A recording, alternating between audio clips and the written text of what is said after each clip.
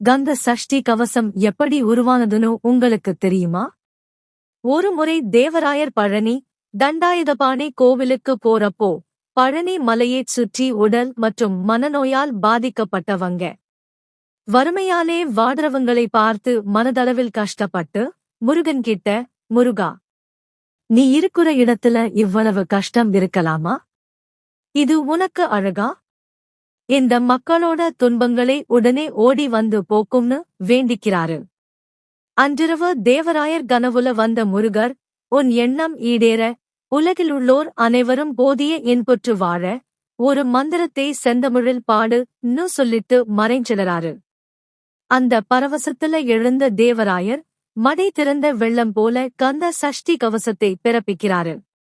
238 அடிகள் கொண்ட கந்த சஷ்டி கவசத்தை யார் மனசார பாடுறாங்களோ அவங்களே முருகன் கவசமா இருந்து காப்பாருங்கிறது ஆழமான நம்பிக்கையா இருக்கு.